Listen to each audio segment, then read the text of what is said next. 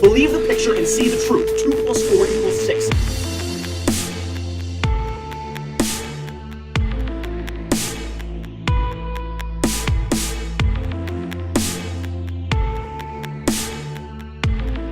We're breaking the conditioning!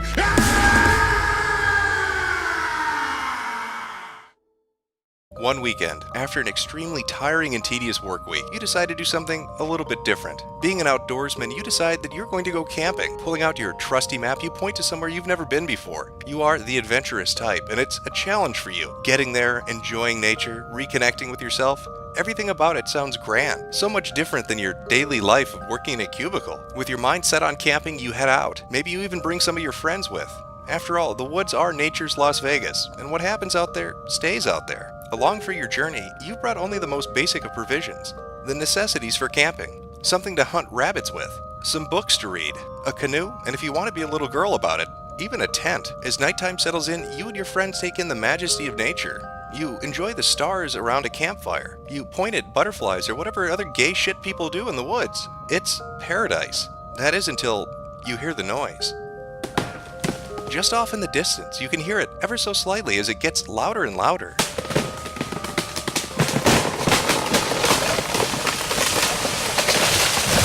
As you all frantically look around to try to figure out where the noise came from and what it is, you suddenly hear it.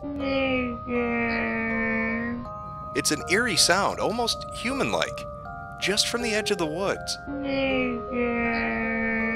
It seems to be calling to you, almost as if it's speaking English, but not quite.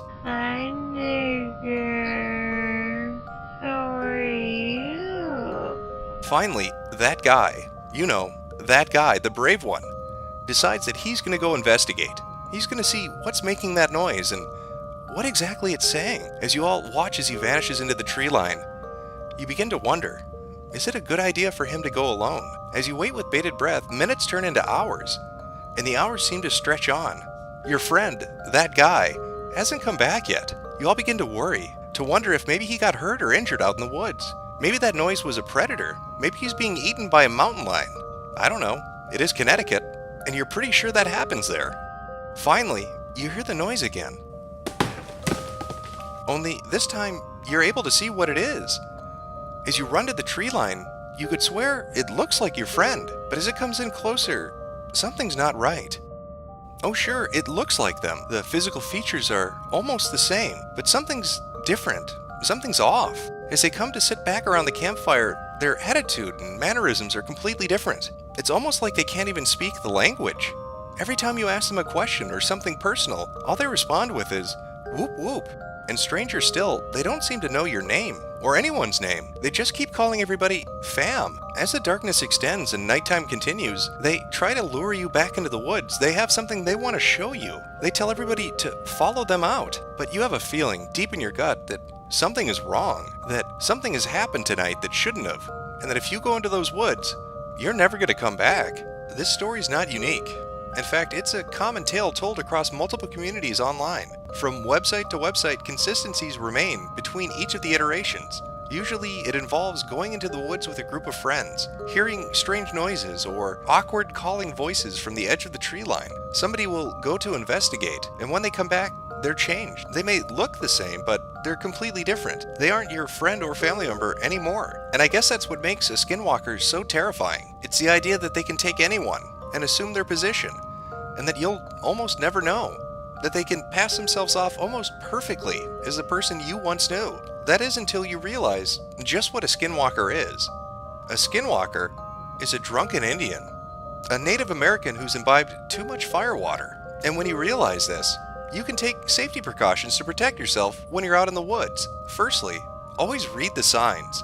Most forest rangers are aware of Skinwalkers in the vicinity. They put them into special containment areas, quarantines, called reservations. These reservations are meant to contain them, so it's important to know where you're camping and where the nearest reservation is. Skinwalkers are much like bears in that they're easily intimidated by something that's larger than them. If you encounter a drunken Indian in the woods, the correct way of scaring them off is to stand on your tippy toes and spread your arms out and holler at them. Don't back away. Don't look away. Stare directly at them and holler. And one of the biggest things to remember when dealing with a skinwalker is what every one of the stories you'll read online says about them. No one ever dies. And story after story after story, it's always people talking about encountering them and never being hurt or killed. Statistically, you have a 98.8% chance of surviving an encounter with a skinwalker. The eastern gray squirrel is more dangerous because it can carry rabies. A drunken Indian isn't very dangerous. They just trip a lot. So once you have all these facts and can utilize this information, skinwalkers pose very little risk. And these tips aren't something new. In fact, they're from all around the world. Skinwalkers aren't just a North American occurrence. Culture after culture has encountered some variation of them. And over the years, they've gathered this information to help you during your next camping excursion. Now, with Halloween fast approaching, your kids may be interested in seeing what a skinwalker is up close and personal. But because they're young, they're probably scared of the woods. It'd be very hard to get a 10-year-old to go out at night into the forest. Luckily for you, you can find skinwalkers in an urban environment. They congregate at a place called a casino. These casinos are home to numerous skinwalkers. So feel free to grab your kids, get them all dressed up on the 31st of October, and bring them to a casino. You're going to want to look for something called a blackjack dealer. These blackjack dealers will be more than happy to sit and interact with your kids. They can interact with them as much as they like, even petting them. Just be sure to bring their favorite food, acorns and peanuts.